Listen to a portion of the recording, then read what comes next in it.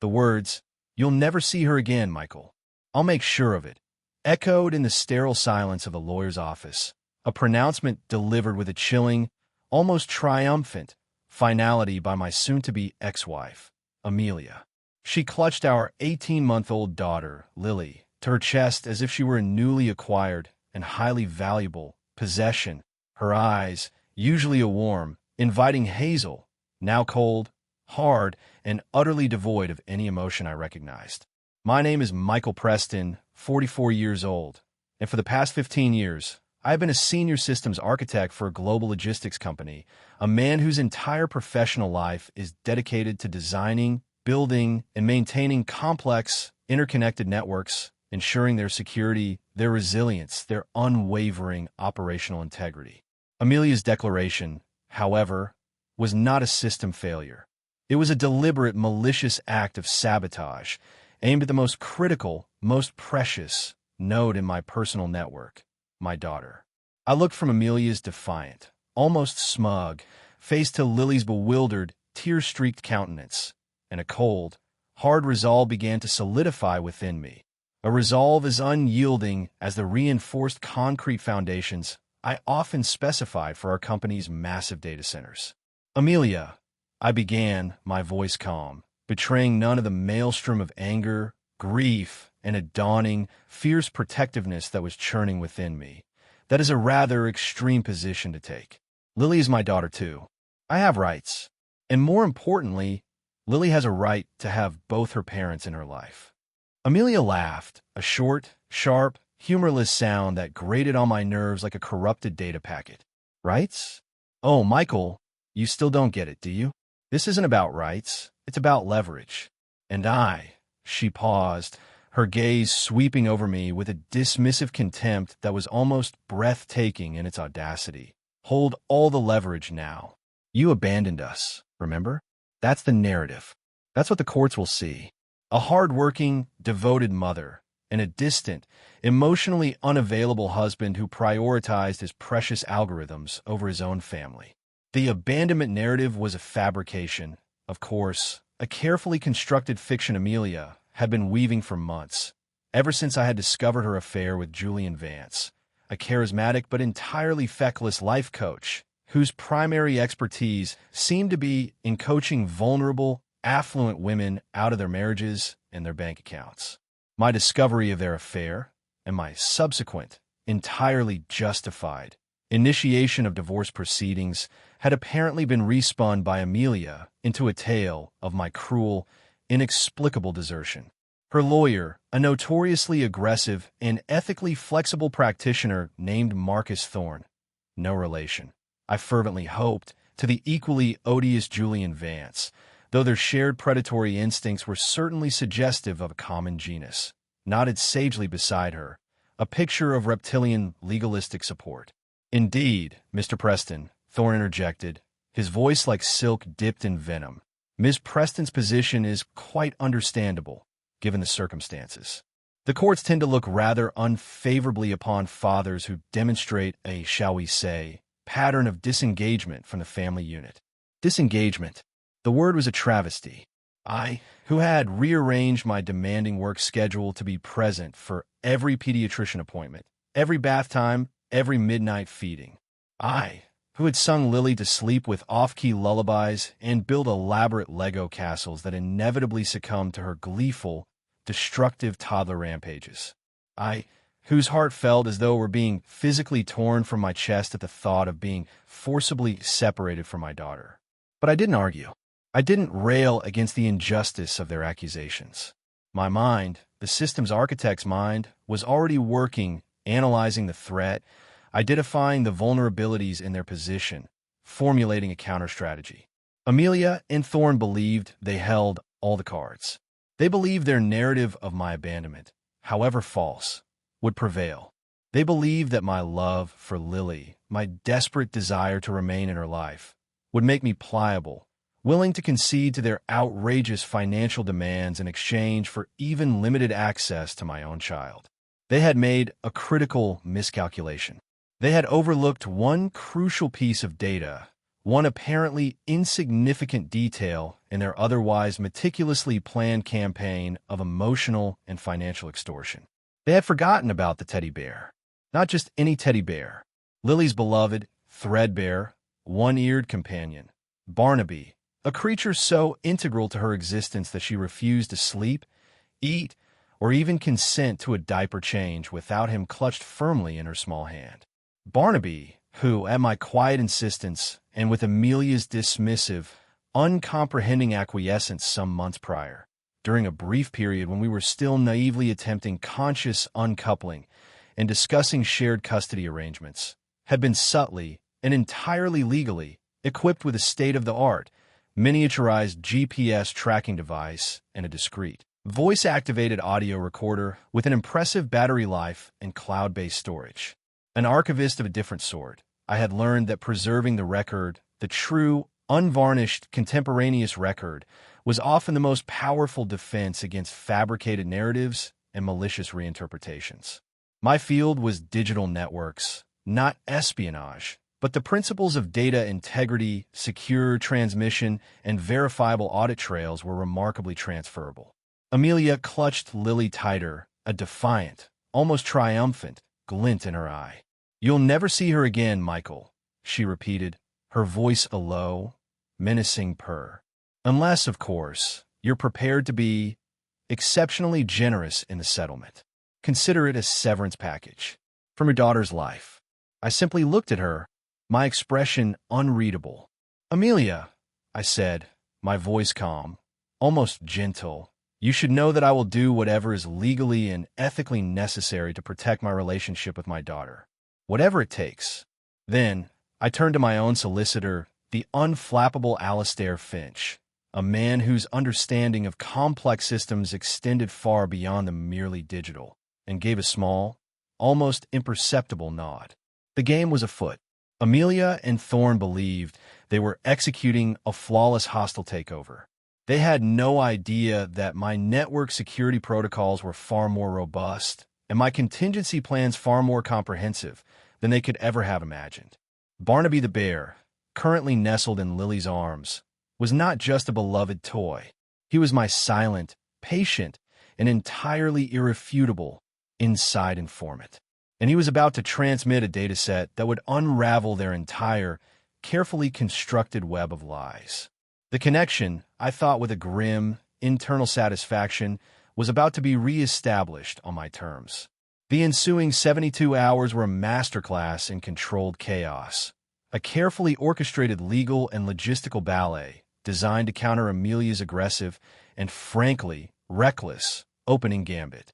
While she and Marcus Thorne were no doubt congratulating themselves on their perceived victory, confidently anticipating my capitulation to their outrageous demands, Alastair Finch and I were already several moves ahead, deploying a strategy we had, with a grim prescience, begun to formulate weeks earlier, when Amelia's behavior first started to exhibit the telltale anomalies of a partner preparing for a hostile extraction. My primary concern, of course, was Lily's immediate well-being. The thought of her being used as a bargaining chip, of her innocent love being weaponized in this sordid adult drama, was unbearable. But I knew that a premature, emotional confrontation with Amelia would be counterproductive. She thrived on drama, on emotional pyrotechnics. My strength lay in calm, rational, data-driven action. The GPS tracker embedded within Barnaby the bear was already active, its discrete signal providing real-time updates on Lily's location. Amelia, in her arrogance, had made no attempt to conceal her movements. She had driven directly from a lawyer's office to a luxury service department complex in a fashionable part of the city, a complex I knew, from my earlier, discreet investigations into her increasingly erratic spending, was well beyond her independent financial means. This was clearly her intended bolt hole, her base of operations for the duration of the divorce proceedings, a place where she could project an image of affluent victimhood while systematically attempting to plunder my assets. Julian Vance, her life coach, and, I suspected, the primary architect of this entire sordid strategy, was likely already ensconced there, eagerly anticipating his share of the anticipated spoils. The audio recorder within Barnaby, voice-activated and with a surprisingly sensitive microphone, was also proving invaluable. While the quality was, of course, not broadcast standard, it provided a chillingly clear, contemporaneous record of Amelia's conversations, her true intentions, her unvarnished contempt for me, and her cynical manipulation of our daughter. Snippets of her phone calls to Thorne, discussing legal strategy, gloating about her perceived leverage, and outlining her plans to bleed Michael dry. Conversations with Julian Vance, filled with fawning admiration for his brilliant tactics and eager anticipation of their shared future of limitless abundance. Once my inconvenient presence and my inconvenient control over my own finances was removed. And, most painfully, her interactions with Lily. Her impatience, her dismissiveness, her constant, subtle attempts to poison our daughter's mind against me, to paint me as the villain, the deserter, the cause of all their entirely self-inflicted unhappiness. Each recorded word, each GPS data point, was another nail in the coffin of Amelia's fabricated narrative, another piece of irrefutable evidence for Alastair Finch to weave into our legal counteroffensive. Alastair, meanwhile, was working with his customary ruthless efficiency. He immediately filed an emergency motion with the family court, seeking an ex parte order for temporary sole custody of Lily, citing Amelia's unstable behavior, her explicit threats to abscond with our daughter, her clear intent to alienate Lily from me, and the rather unorthodox source of funding for her current lifestyle. Alastair had already, through discreet channels, begun to investigate Julian Vance's less than savory financial history, a history riddled with disgruntled former clients and allegations of fraud. Attached to our motion was a preliminary and heavily redacted for Lily's protection summary of the evidence gathered from Barnaby's internal archives, geolocation data confirming Amelia's movements, and carefully selected audio transcripts illustrating her clear intent to parental alienation and her discussions regarding the leveraging of Lily for financial gain. We didn't need to present the full, sordid details of her affair with Vance at this stage. Her actions regarding Lily were damning enough on their own. The court, faced with such compelling, if unconventional, evidence of a parent actively plotting to remove a child from her father's life and to use that child as a bargaining chip in a financial dispute, granted our emergency order with astonishing speed. The order stipulated that Amelia was to surrender Lily to my care immediately, pending a full custody hearing. It also imposed a temporary restraining order, preventing Amelia from removing Lily from the jurisdiction and from making any further disparaging remarks about me to, or in the presence of, our daughter. The next step was the delicate and potentially volatile matter of serving Amelia with the court order and retrieving Lily. Alastair advised against me doing it personally. "Emotions are running too high, Michael," he'd said. "Your presence could escalate the situation unnecessarily. We need this to be handled calmly, professionally, and with unimpeachable legal propriety." He arranged for 2 experienced, court-appointed child welfare officers, accompanied by a uniformed police constable, a standard precaution in potentially contentious custody retrievals, to serve the order at Amelia's luxury service department. I waited, my heart a cold, hard knot in my chest, in Alastair's office, monitoring Barnaby's GPS signal and listening, with a mixture of dread and grim satisfaction, to the audio feed. The arrival of the welfare officers and the police constable at Amelia's door was met, predictably, with a torrent of hysterical outrage from her and a series of blustering, impotent threats from Julian Vance, who, as I had suspected, was indeed in residence. The audio recording of their interaction was illuminating. Amelia's carefully constructed facade of the wronged, abandoned wife shattered completely, replaced by the raw, ugly reality of a thwarted narcissist. Her language was foul, her accusations wild, her attempts to physically prevent the welfare officers from speaking to Lily alarming. Vance, for his part, quickly retreated from aggressive confrontation to oily attempts at negotiation, then to a kind of sullen, resentful silence when he realized his usual charm and manipulation were utterly ineffective against the calm, unwavering authority of the law. Lily, bless her resilient little heart, was reportedly confused and frightened by the commotion, but she clung to Barnaby, her one constant in this sudden, bewildering storm. The welfare officers handled the situation with admirable professionalism, calmly explaining the court order to Amelia, reassuring Lily, and eventually, after a tense, hour-long standoff, escorting Lily and Barnaby from the apartment. I met them at a neutral location, a quiet corner of a nearby park. The moment Lily saw me, her small face, tear-streaked but resolute, broke into a radiant smile. She ran into my arms, clutching Barnaby tightly, and buried her face in my shoulder, her small body trembling with a mixture of relief and residual fear. "Daddy," she whispered, her voice muffled against my jacket. Mommy was really angry. And that man, Mr. Vance, he was scary. I held her close, stroking her hair, my own eyes stinging with unshed tears. "It's okay, sweetie," I murmured. "It's all okay now. You're safe with me. And Barnaby's here, too. We're all safe." The first phase of the operation was complete. Lily was secure. The immediate threat of abduction and alienation had been neutralized, but the battle was far from over. Amelia and Thorne, her solicitor, would undoubtedly fight back, with every legal and emotional weapon at their disposal. They still believed they held the ultimate leverage, their fabricated narrative of my abandonment, and their insidious, unspoken threat to further weaponize Lily's affections. They had forgotten one crucial thing, the one thing I had quietly, patiently, and meticulously been archiving for months, a contingency plan against precisely this kind of scorched earth tactic. They had forgotten about the voicemails.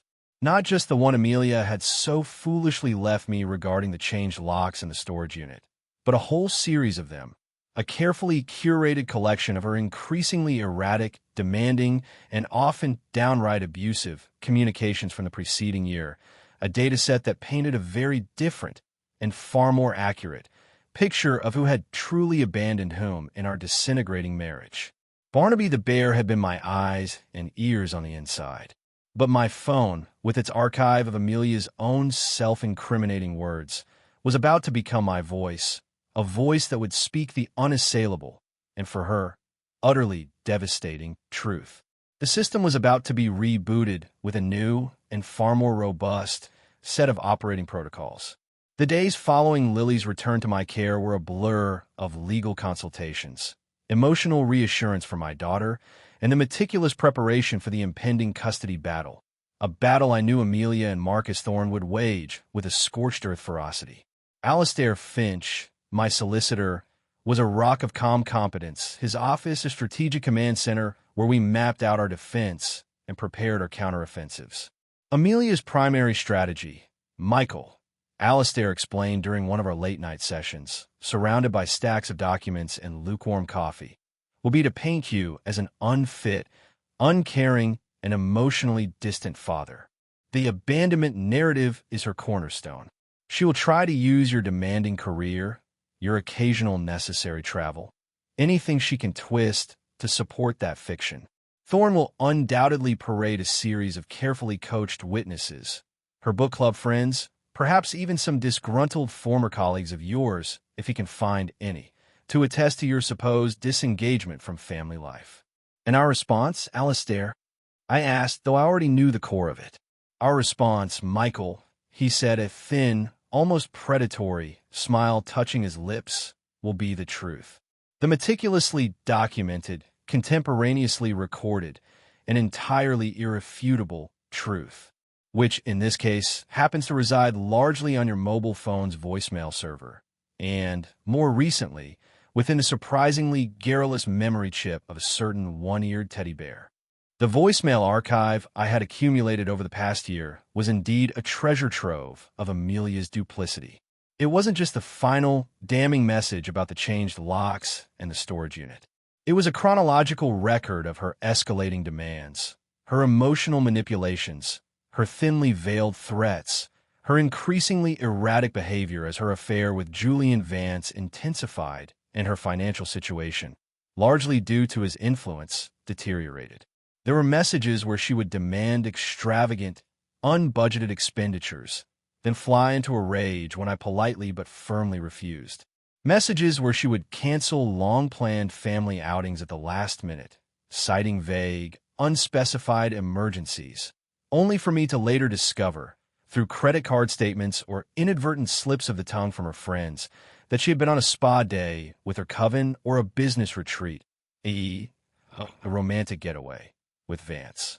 There were messages filled with tearful, manipulative pleas for understanding and space, interspersed with sharp, cutting remarks about my perceived inadequacies as a husband, a provider, a man.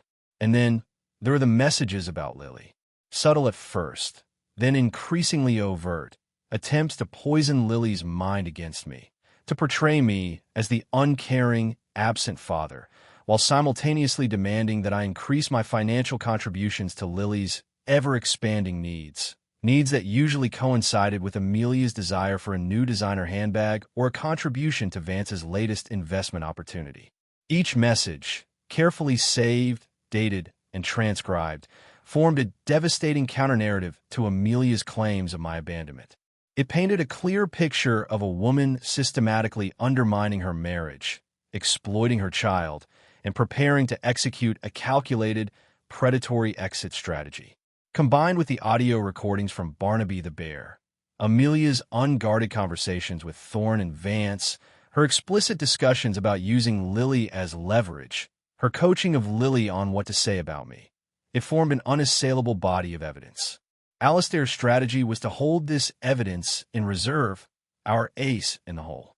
We would allow Amelia and Thorne to present their case first, to build their narrative of my supposed failings, to parade their carefully selected witnesses. And then, at the opportune moment, during cross-examination, or in our own presentation of evidence, we would unleash the truth in Amelia's own recorded words. The effect, Michael, Alistair had said, his eyes gleaming with a litigator's quiet anticipation, will be forensically devastating. There is nothing more powerful in a courtroom than confronting a liar with the undeniable sound of their own voice, speaking their own deceit. The preliminary custody hearing was scheduled for 3 weeks after Lily's retrieval. Amelia and Thorne, as expected, came out swinging. Thorne, in his opening statement, painted a picture of Amelia as a devoted, long-suffering mother, forced to protect her child from a cold, emotionally barren father who had prioritized his career over his family, and who had then, in a final act of cruelty, abducted their daughter under false pretenses. He paraded 2 of Amelia's book club friends as witnesses, women who dutifully recounted carefully rehearsed anecdotes of my supposed absences, my lack of emotional engagement, Amelia's tearful confidences about her lonely, unfulfilled marriage. It was a compelling performance, if one were unfamiliar with the actual facts. Amelia herself then took the stand, a picture of tearful, fragile victimhood. She spoke of her heartbreak and my supposed abandonment, her desperate efforts to maintain a stable home for Lily, her constant fear of my controlling and emotionally manipulative behavior. She even, with a brazenness that astonished even me, alluded to my unwillingness to accept certain biological realities regarding Lily, a clear, if veiled, attempt to reintroduce the discredited paternity lie, despite the legally binding agreement forbidding it. Thorne, however, quickly, and with a nervous glance towards Alistair, steered her away from that particular minefield. Through it all, I sat beside Alistair, my expression calm, impassive. I listened to their lies, their distortions, their carefully constructed fictions, without reacting, without betraying any emotion. I was an archivist, observing the presentation of a deeply flawed and demonstrably false historical narrative. My time to present the corrective addenda, the irrefutable primary source material, was coming. When it was Alistair's turn to cross-examine Amelia, the atmosphere in the courtroom shifted palpably.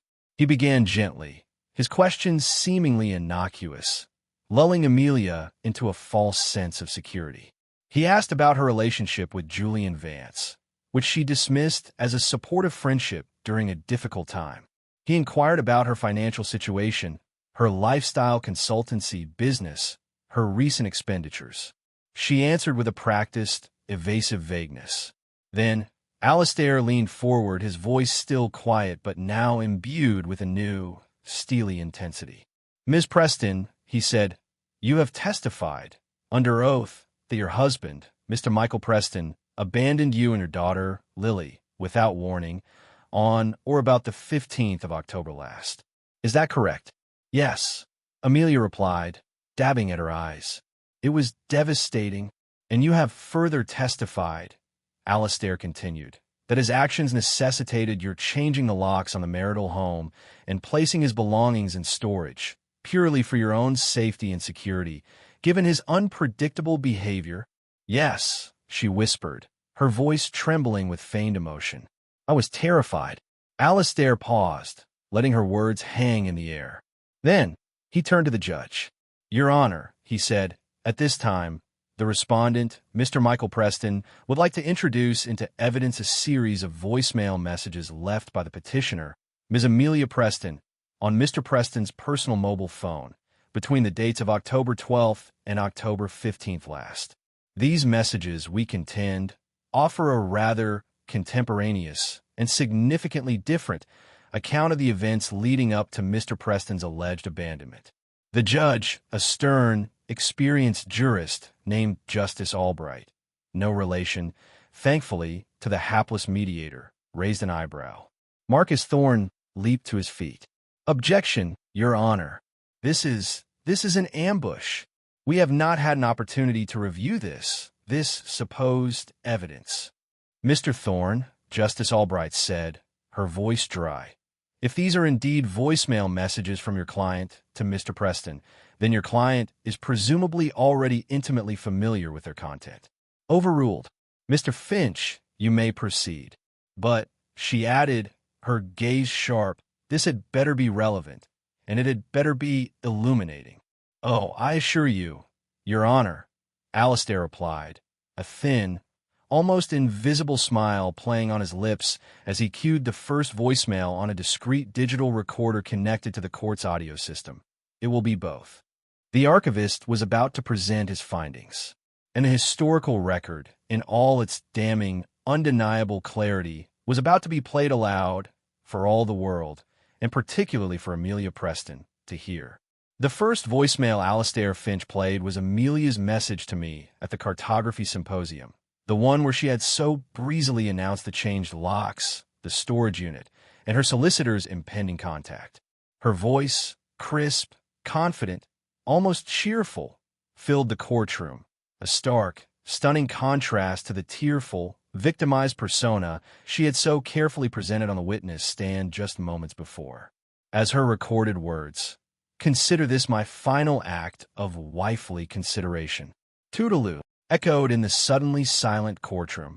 A collective gasp rippled through the assembled spectators. Amelia herself looked as though she had been physically struck. The color drained from her face, her carefully constructed composure shattering like fragile porcelain. Marcus Thorne, her solicitor, visibly deflated, his earlier bluster replaced by a look of dawning, horrified comprehension. Justice Albright leaned forward, her gaze fixed on Amelia, her expression now one of keen, almost predatory, interest. Alistair, without comment, played the next voicemail. This one, from 2 days prior to the abandonment, was Amelia in full manipulative flight, her voice a saccharine coo as she tried to persuade me to transfer a significant sum of money into her personal account for a once-in-a-lifetime investment opportunity Julian Vance had presented to her. "Darling," her recorded voice purred, "it's practically guaranteed. Julian says we'll double our money in 6 months. Just a small bridging loan from our joint savings. That's all I need. You wouldn't want to stand in the way of my financial independence, would you, Edward? After all I've sacrificed." Then came a message from the day before, her tone shifting to one of sharp, impatient anger when I had, predictably, refused to fund Vance's latest scheme. "Damn it, Edward," her voice snarled from the speakers. "Why do you always have to be so obstructive, so controlling with our money? Fine, if you won't help me achieve my dreams, then I'll just have to find alternative means. Don't say I didn't warn you. Alastair played 3 more messages, each one a carefully selected data point in the chronology of Amelia's escalating deceit and manipulation. A message detailing her plans for a lavish weekend getaway with Vance, disguised as a vital networking conference for her non-existent consultancy business. A message where she casually mentioned having a chat with Bartholomew Thorne about updating our wills. Darling, just a formality, of course. Thorne, I knew, had also been Vance's solicitor, a fact Amelia had conveniently omitted. And finally, a chillingly calm message, left just hours before she changed the locks, where she spoke of needing to clear out some of your less essential clutter from the house to make space for a more positive and forward-looking energy. Each message, in Amelia's own voice, with her own intonations, her own characteristic turns of phrase, chipped away at her carefully constructed facade of the wronged, abandoned wife, revealing the cold, calculating, and deeply manipulative individual beneath. By the time Alastair paused the playback, Amelia was openly weeping, not the delicate, performative tears of earlier, but harsh, racking sobs of humiliation and despair. Marcus Thorne looked like a man who wished the earth would open up and swallow him whole. His case, built entirely on Amelia's fabricated narrative, had just been comprehensively, and very publicly, demolished by the irrefutable testimony of his own client. Justice Albright surveyed the wreckage of Amelia's credibility with a stern, unimpressed gaze. "Mr. Thorne," she said, her voice like chipped ice, "in light of this rather illuminating contemporaneous record, do you have any further questions for your client regarding Mr. Preston's alleged abandonment or his supposed pattern of disengagement from the family unit?" Thorne, his face ashen, could only shake his head mutely. "No, Your Honor. I thought not," Justice Albright replied, her tone dry. She then turned to Alastair. "Mr. Finch, does the respondent have anything further to add at this juncture, beyond this rather compelling archival evidence?" Alastair rose. "Just one thing, Your Honor. We also have, should the court deem it relevant, several hours of audio recordings obtained from a child's toy, a teddy bear named Barnaby, detailing Ms. Preston's conversations with Mr. Julian Vance and others, in which she explicitly discusses her plans to alienate Lily from her father, to use the child as leverage in financial negotiations, and to, shall we say, expedite Mr. Preston's removal from the marital home. However," he added, with a magnanimous glance towards the now utterly broken figure of Amelia, "given the clarity already provided by Ms. Preston's own voicemails, perhaps such further corroborating detail is unnecessary at this precise moment." The mention of Barnaby the bear, of further, even more damning, recordings seemed to be the final, crushing blow for Amelia. She let out a low, wounded moan, burying her face in her hands. The fight, if there had ever truly been one based on fact, was over. Justice Albright, after a brief, pointed consultation with both solicitors in her chambers, returned to the bench. Her ruling was swift, unequivocal, and, from my perspective, entirely just. Temporary sole custody of Lily was awarded to me, effective immediately, pending a full psychiatric evaluation of Ms. Preston and a comprehensive review of her suitability as a custodial parent. A permanent restraining order was issued, prohibiting Amelia from any unsupervised contact with Lily and from making any further disparaging or untruthful statements about me to anyone, particularly in Lily's presence. All joint assets were to remain frozen, pending a full forensic accounting to determine the extent of Amelia's misappropriation of marital funds, with a clear indication from the judge that any settlement would heavily favor restitution to me for assets demonstrably diverted or dissipated by Amelia and her associate, Mr. Vance. As for Mr. Julian Vance, Justice Albright, with a stern look towards Marcus Thorne, strongly suggested that the transcript from Barnaby the Bear, particularly those detailing Vance's role in coaching Amelia and his apparent interest in my financial assets, be forwarded to the district attorney's office for investigation into possible charges of conspiracy, fraud, and contributing to the delinquency of a very misguided adult. The courtroom cleared. Amelia was led away by a dazed-looking Marcus Thorne, her face a mask of tear-streaked ruin, her dreams of effortless affluence and vindictive triumph shattered into a million irreparable pieces. I walked out into the bright afternoon sun with Alastair Finch, a profound sense of weary relief washing over me. Lily, my precious daughter, was safe. My reputation, my integrity had been defended. The historical record had been corrected, not with anger or revenge, but with the quiet, unassailable power of meticulously preserved, contemporaneously recorded truth. The archivist had, at last, closed this particularly painful and damaging file. And the future, for Lily and for me, suddenly looked a lot clearer, a lot brighter, and a lot more authentically documented.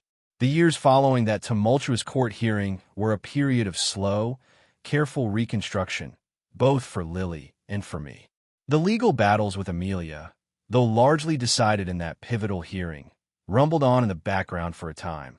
A series of increasingly desperate and futile appeals from her side, each one met with Alastair Finch's unwavering legal acumen and the undeniable weight of the evidence we possessed. Eventually, even Amelia's appetite for litigation, or perhaps more accurately, her ability to fund it, was exhausted. A final, comprehensive settlement was reached, one that secured Lily's financial future, made restitution for Amelia's past misappropriations, and formalized my role as Lily's primary custodial parent. Amelia was granted supervised visitation rights, contingent on her continued participation in court-ordered therapy and her strict adherence to the terms of the restraining order regarding any negative commentary about me. It was a far cry from the triumphant, unfettered control she had envisioned. Her life, from what I heard through the attenuated whispers of old acquaintances, became a rather sad and diminished affair. Julian Vance, her Svengali, had vanished from the scene almost immediately after the court hearing, reportedly leaving a trail of unpaid debts and disgruntled investors in his wake. Last I heard, he was facing fraud charges in another state, his career as a predatory life coach having reached its inevitable, ignominious end. Amelia, stripped of her financial benefactor and her illusions of grandeur, struggled. Her attempts to re-establish herself socially were met with a cool, knowing distance from those who had witnessed or heard about her public unraveling. She drifted through a series of unfulfilling jobs, her former confidence replaced by a kind of brittle, defensive resentment. My primary focus, however, was Lily. The initial period after she came to live with me full-time was challenging. She was confused, hurt, and deeply unsettled by the emotional earthquake that had shaken her young life. There were nightmares, tears, moments of quiet, withdrawn sadness. But slowly, with patience, with unwavering love, and with the invaluable help of an excellent child psychologist Dr. Evans had recommended, Lily began to heal. We built a new life together, a quiet, stable routine centered around school, hobbies, shared meals, and long conversations.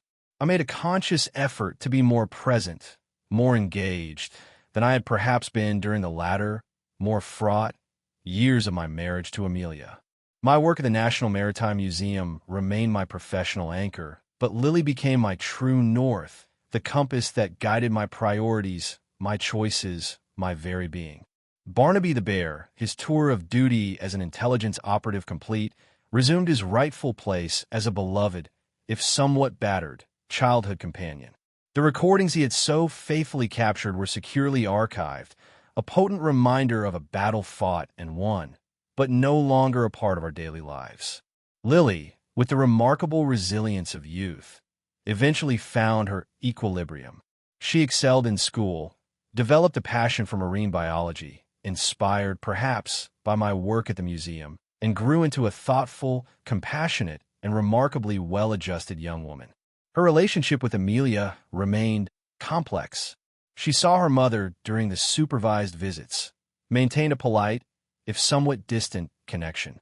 But the easy, unthinking trust of her early childhood was gone, replaced by a more mature, more discerning understanding of her mother's flaws and limitations. As Lily entered her teenage years, she began to ask more direct questions about the past, about the reasons for our divorce, about the events that had led to her living with me. I answered her honestly, factually, without embellishment or bitterness, much as I would present a carefully researched historical account. I even, when she was old enough to understand, shared with her, in carefully edited and age-appropriate terms, some of the archival evidence that had so decisively shaped our current reality. She listened, her young face serious, her eyes reflecting a wisdom beyond her years. "So, Mom lied a lot, didn't she, Dad?" she'd asked once, after one particularly illuminating conversation. "Yes, Lily," I'd replied gently. "She did. And those lies, they had consequences. For all of us. But you didn't lie," she'd stated, not as a question, but as a fact. You showed everyone the truth, even when it was hard." Her simple, profound understanding of what I tried to do, the quiet validation from the person whose well-being had been at the very heart of that difficult struggle, was more rewarding than any legal victory, any financial settlement. It was the ultimate and most precious vindication. Years later, when Lily was in college, pursuing her degree in marine biology with a passion and dedication that filled me with immense pride, she called me one evening, her voice filled with a quiet excitement. "Dad," she said, "you'll never guess who I ran into at the campus bookstore today. Mr. Thorne, Amelia's old lawyer." My heart gave a small, almost imperceptible jolt. Marcus Thorne, a name I hadn't thought about in years. "Oh," I said, keeping my voice neutral. "What did he have to say?" "Not much, really," Lily replied. "He looked old and tired. He actually apologized to me, Dad. Said he'd made some errors in judgment back then. Said he hoped Mom and I were doing okay." She paused. It was weird, but also kind of sad. He just seemed like a deflated balloon. A deflated balloon. It was an apt description, not just for Thorne, but for the entire, overblown, and ultimately empty edifice of deceit Amelia had tried to construct. It had all collapsed under the simple, unyielding weight of truth. My life, in the intervening years, had found a quiet, contented rhythm.